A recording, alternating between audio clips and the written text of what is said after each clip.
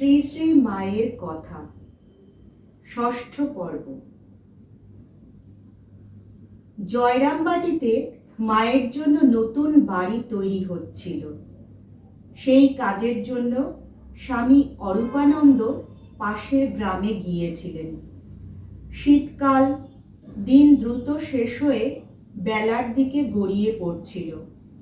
বেলা শেষে সন্ধ্যের সময় যখন স্বামী অরূপানন্দ এসে শুনলেন মায়ের এখনো খাওয়া হয়নি, তিনি মাকে শুধোলেন, মা, তোমার তো শরীর খারাপ, আর তুমি এই সন্ধে পর্যন্ত উপবাসী রয়েছ।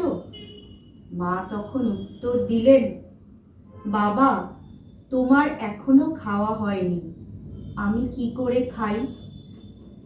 নমস্কার।